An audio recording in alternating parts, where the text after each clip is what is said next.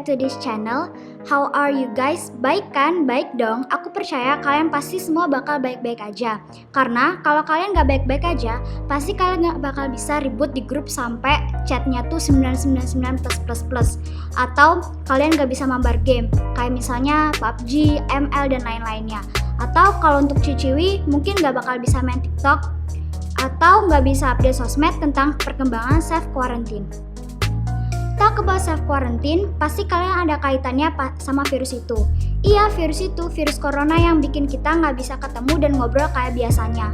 Virus yang mengharuskan kita untuk work from home ataupun belajar online yang nggak seasik sekolah biasanya. Karena virus corona udah makin menyebar, kita harus melindungi diri dengan menjaga kebersihan. Lakukan self-quarantine dan physical distancing. Caranya dengan cuci tangan yang bersih. Tuh, di gift-nya udah kasih cara cuci tangan yang benar. Kalau bersih maupun batuk, harus ditutupin pakai lengan, jadi kayak ngadap gitu loh. Dan bagi kalian yang masih suka keluar rumah, tolong pakai masker dan hindari kerumunan. Kalau mau nongki-nongki atau ngobrol-ngobrol, juga mending pakai aplikasi chatting aja. Anyway, kalian tahu nggak hari ini hari apa? Iya, tahu, hari Minggu, tapi hari raya apa ya? Ya, benar, Paskah. Hari ini adalah hari di mana Tuhan Yesus bangkit setelah dia disalibkan dan mati untuk menebus dosa kita. Jadi ini bakal nyambung sama yang aku mau share hari ini. Sebelum itu, mari kita berdoa dulu.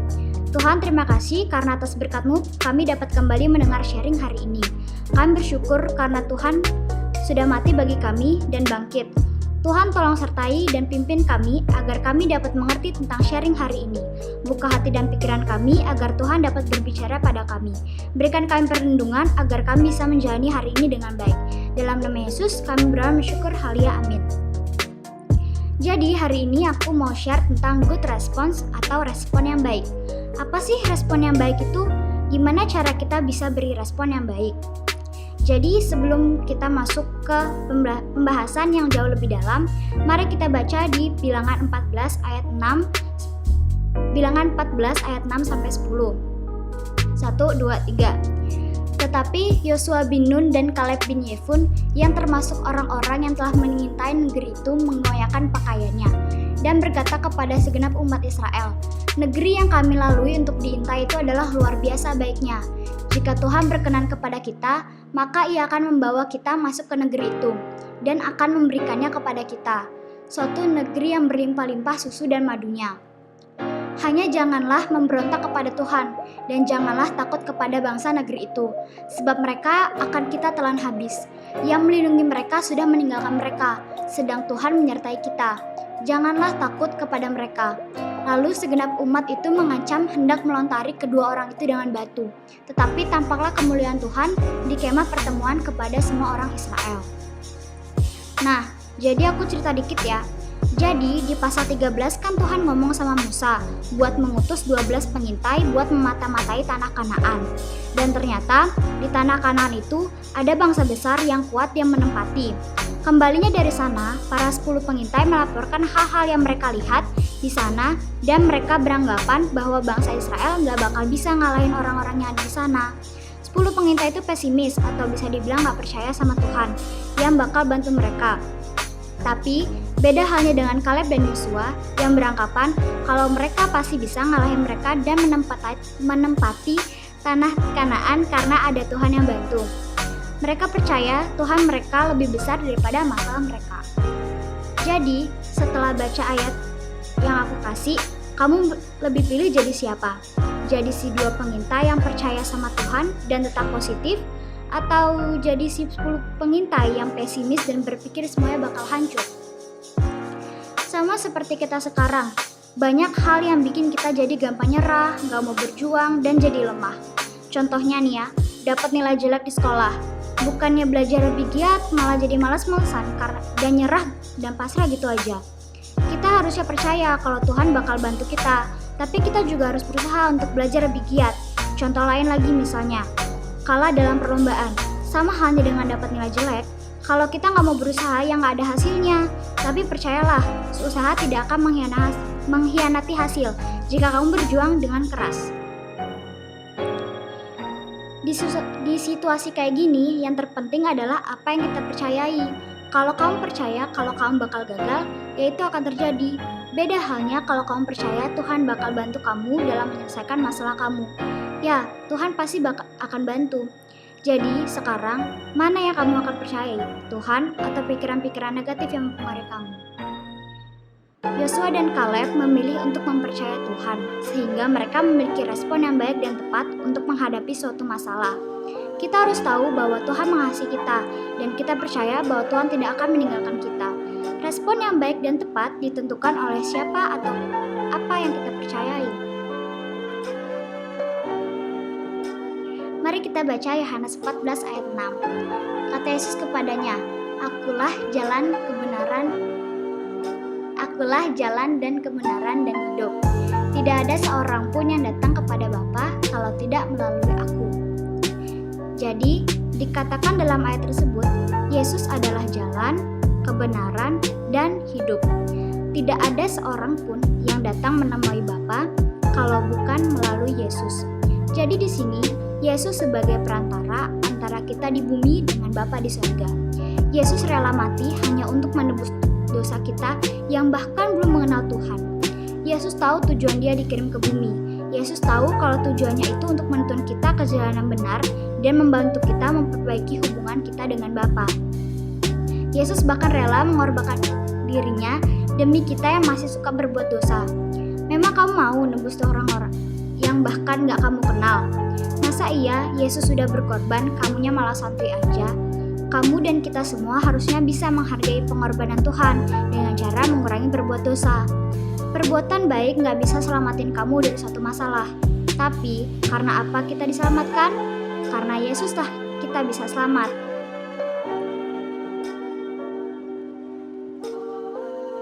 Avengers tuh kalah sama Tuhan kita. Keren banget gak tuh Tuhan kita? Keren lah, siapa dulu anak-anaknya? Ya kita.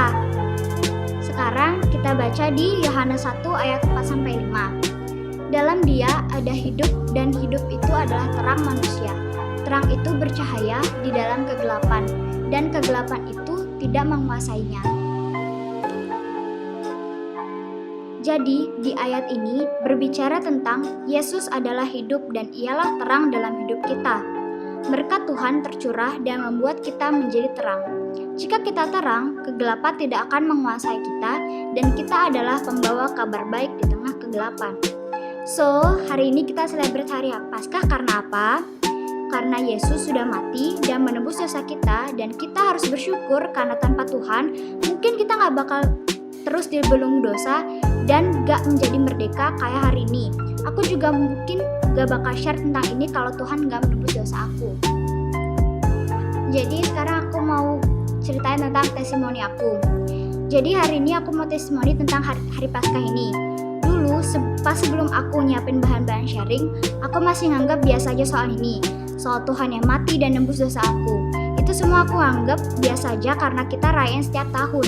Tapi sejak aku mulai persiapin bahan sharing, aku jadi ngerti aku gak boleh nyepelein dan anggap hal kayak gini biasa aja.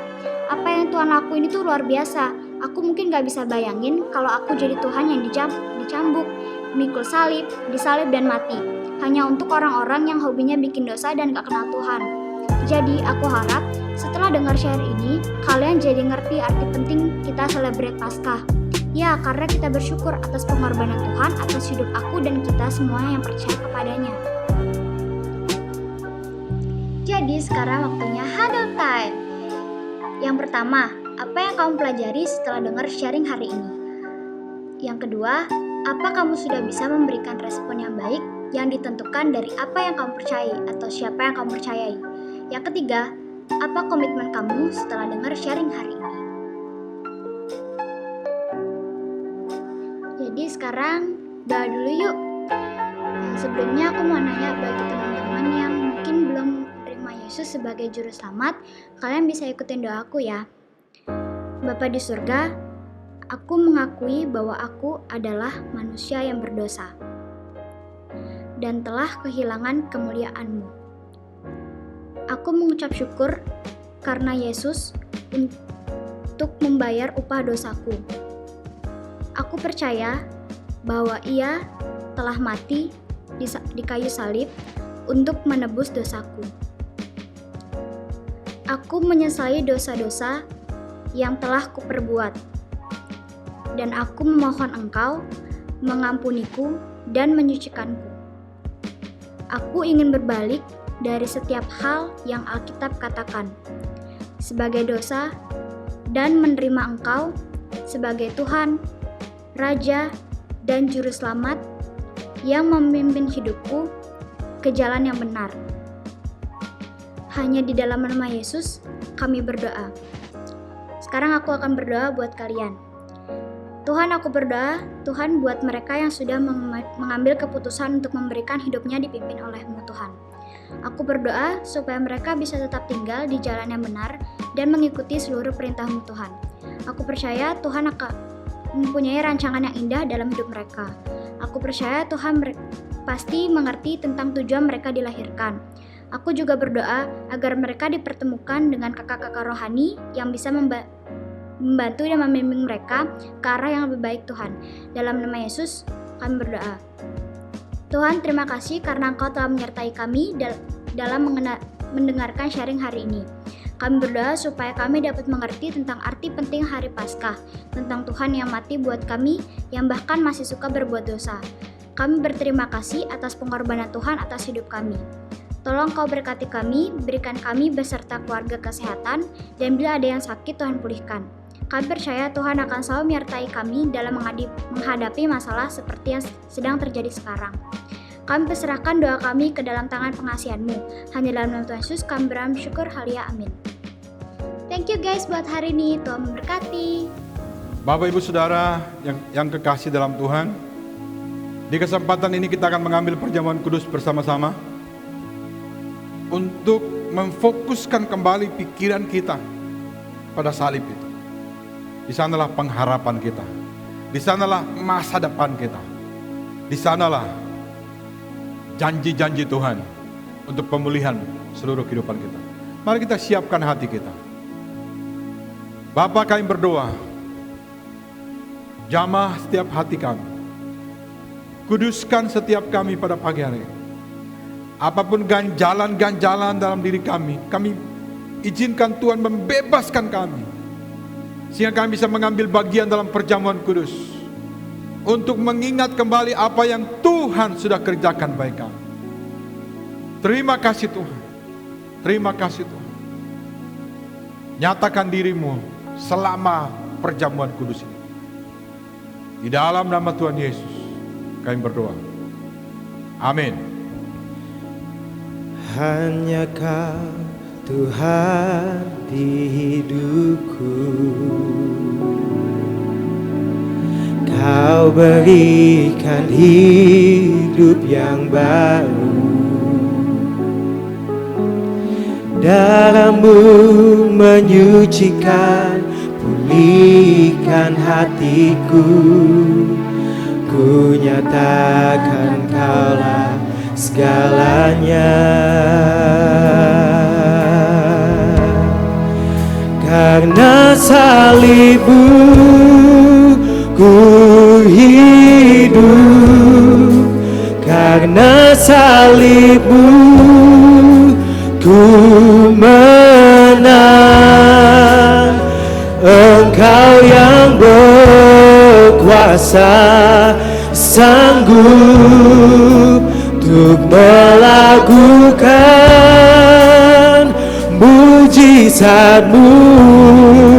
Karena salib-Mu ku hidup, karena salib-Mu ku menang. Engkau yang berkuasa, sanggup untuk melakukan mujizat-Mu di hidupku. Bapak Ibu Saudara, waktu Yesus dalam perjamuan terakhir bersama-sama dengan muridnya, Dia mengangkat cawan dan mengangkat roti dan mengucap syukur, dan Dia berkata, makanlah, inilah tubuhku yang dipecah-pecahkan bagi kamu. Bapak Ibu Saudara, mari angkat roti di tangan kita. Bapakku berdoa dalam nama Yesus. Saat kami makan ini, kami mengingat akan Engkau. Dan kami juga beriman saat kami makan ini akan masuk ke dalam tubuh kami dan menyembuhkan segala sakit penyakit. Di dalam nama Yesus, kami mengalirkan kuasa kesembuhan mengalir dalam tubuh kami. Dan saat kami makan ini, memberi kami pengertian siapa kami ini dan di mana sekarang kami berada, karena Engkau menemui kami, Tuhan. Terima kasih Bapa. Di dalam nama Yesus kita bisa makan.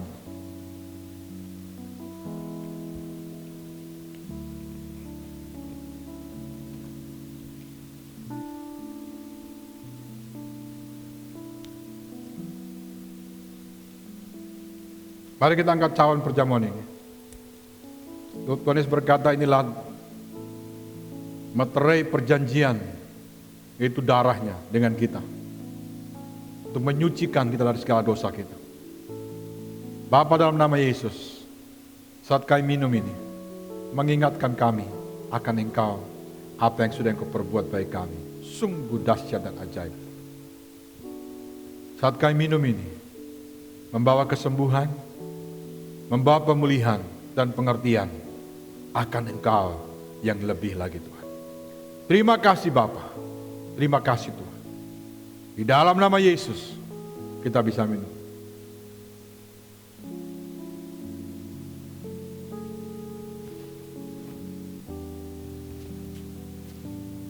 Engkau yang di rumah, sebagai keluarga, bergandengan tangan dengan seluruh keluarga.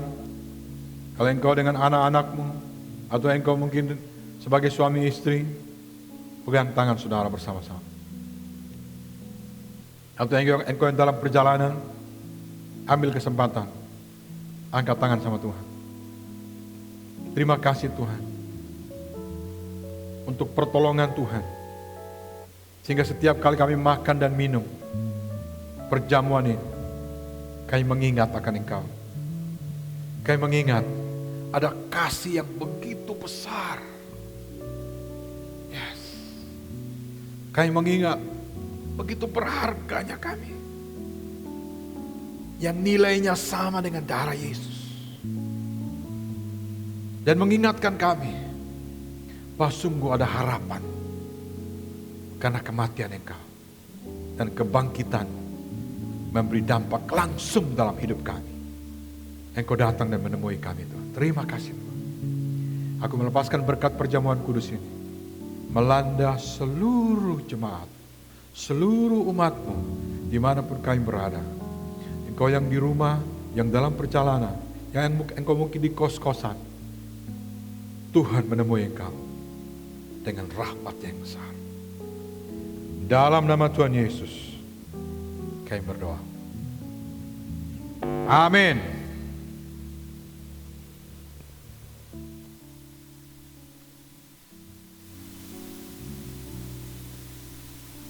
Baik Bapak Ibu Saudara, di masa-masa ini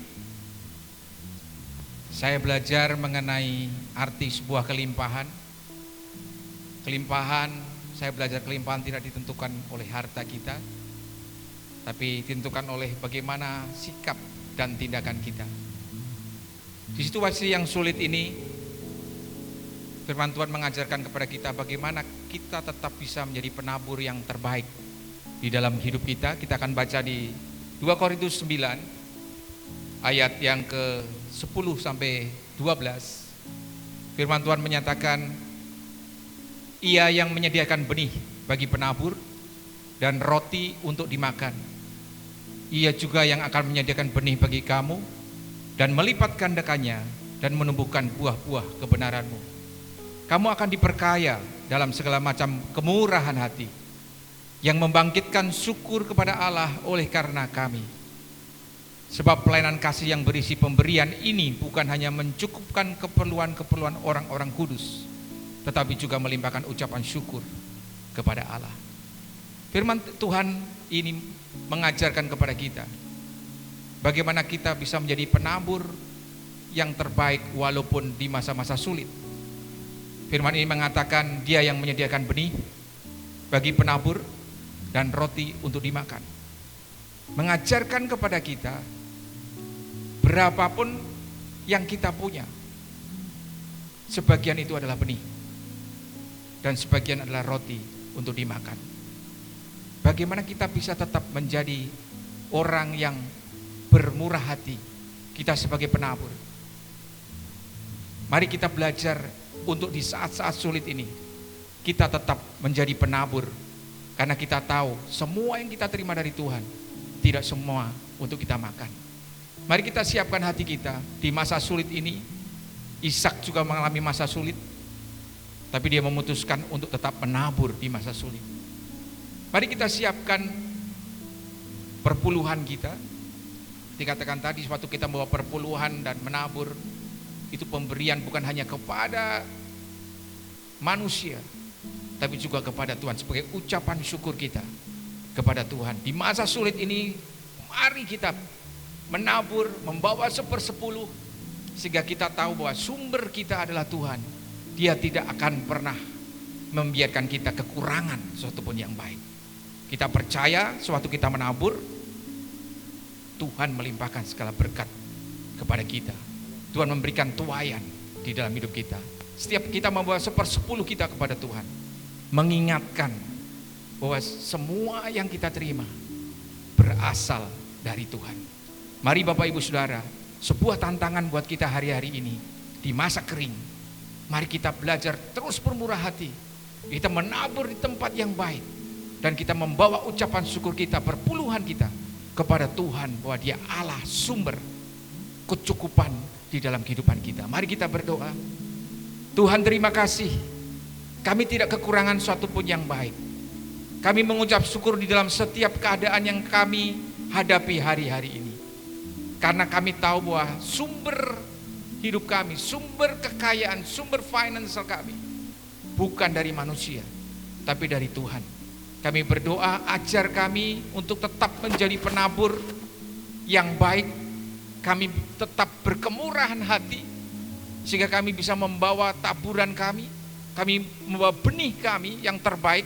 Justru di masa-masa sekarang ini Tuhan, benih-benih kami adalah benih-benih yang terbaik yang kami bisa berikan, karena kami bisa menabur di saat-saat sulit. Suatu kami membawa 1/10 dari seluruh penghasilan kami. Kami tahu Tuhan bahwa semua berkat datang dari Tuhan, dan kami mengucap syukur untuk semua yang kami terima. Dan kami percaya Tuhan, di masa-masa ini Engkau sanggup melimpahkan semua yang ada pada kami menjadi suatu kelimpahan dalam hidup kami, dan kami tidak kekurangan suatu pun yang baik. Berkati setiap taburan kami, benih kami, berkati setiap perpuluhan kami. Di dalam nama Yesus, biarlah kami melihat, kami menerima semua tuaian, semua berkat-berkat-Mu di dalam hidup kami. Di dalam nama Yesus kita semua mengatakan amin.